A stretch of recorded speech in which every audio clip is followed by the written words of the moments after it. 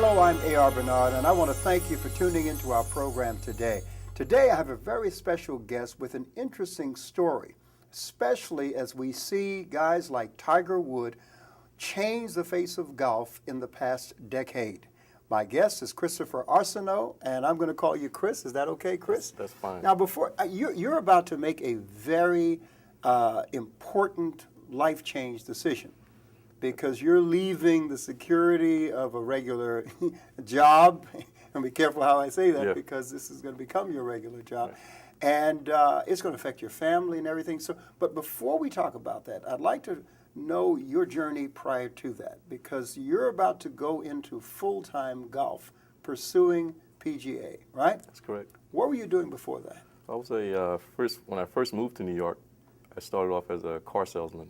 A car salesman? Yeah, in Brooklyn. Now, you're originally from where?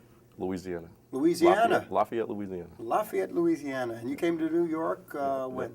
I actually moved here in late '96. Late '96? Yeah. And you started out as a car salesman. Right. How did that go?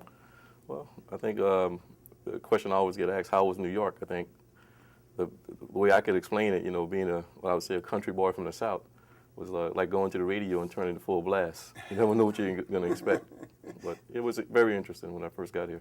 Was it dealing with the New York people? Well, I would say the culture changes. I was so friendly, and I found people very cold, and like whoa, like that was a big shock for me. Cold and guarded? Not New Yorkers. We're warm and loving. No, cold. That's another show. We'll talk about that another time. So you went into the car sales business, right? All right, and there was a next step before golf for you? Yeah, actually, the next step after that, after car sales, I went into mortgage banking. I had been playing golf for all my life, since I was 12. Really? So while you were doing these other jobs, you were still playing golf? Yeah, still what we call trophy love, gathering all the trophies. Every event I could play on the weekend or during the week, take a couple of days off, and come home with another trophy. At what age did you start playing? Started playing golf when I was 12.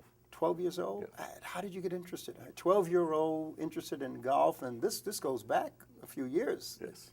That you got interested. Yeah, I mean, it's been, I would say, the love. I mean, it's always been there. It's just passion has always been there. And the way I got started, I was doing some lawn work for one of my neighbors, and he had golf clubs sitting right behind his back door, one of his closet doors, and I just grabbed the club and started swinging it in the air. He said, "Wait a minute, not in the house." So he actually gave me the club and 6 golf balls, and literally, the front of his house faced my backyard. When he went off out to work in the oil field, he had 7 days on, 7 days off. When he came back, he had a few broken windows. So I was chopping up the yard and everything, and my mom said, "That's it now, you got to go to the golf course." So that's where my love really started, and got a chance to really experience the game from a different end. But was it the clubs at that point, or did you have exposure to golf? Television, someone that you know and admired? Well, my uncle had played golf for years, but like I said, he was on the inside of the fence. I was on the outside of the fence, so I was always waiting for the balls to come across the fence so I could sell it back to the guys for a quarter. So I was riding my bicycle down Louisiana Avenue, chasing the golf balls, just waiting for the guy to slice one over the fence so I can go back and sell the balls back to the guys. But I never had any interest until my neighbor gave me that club, and then that's when they took me out. And I can remember the guy taking one of the guys, the late Floyd Andrews and B.J. Johnson, just taking me out to a big barrel of golf clubs and assembling a set of clubs for me, and then saying, one guy said, "Take it back to 6 o'clock, 7 o'clock." And for me, it was so funny because I couldn't even tell time at that time, And it was so funny at that time because the experience, at that point, that's where it really opened the door for me, being around at the golf course. Not giving away your age, but we're going to probably end up doing that anyway. What decade was this? Was this the 80s, the 90s? Whew. Well, I'm just to put it on the table. I've been playing golf for over 27 years. Okay, so Yeah, this started takes at the you age of back 12. to the 80s. Yeah. Right. So I've pretty much given it away now. But immediately you think of golf as a more upper class sport that predominantly one particular segment of the population. You're talking about money and culture. What made you think that you could get involved with golf, or did you start out just as a sport? Well, I started off with, I guess, with the passion of teeing that ball on the ground and just giving that ball a whack.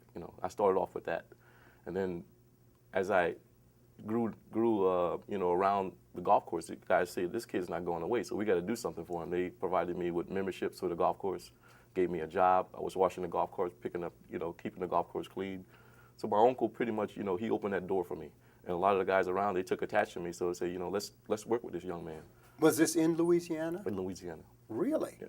Now, was this a separate golf course, or, because your uncle, African-American, Yes. right? And he was a member of the club. They got you in as a member of the club. How did that work? Well, it was a public golf course, and he actually had been around the golf course for years. I mean, he actually was a greenskeeper at one course, and cart attendant and golf course maintenance guy at the course also. So it was very easy for him because he was a fixture there. So anything he would say or wanted, was pretty much easy for it to get done. But I'd like to talk about a little bit about how he got involved, but we're going to take a break. We'll be back right after this. Up next, there's more with A.R. Bernard after the break.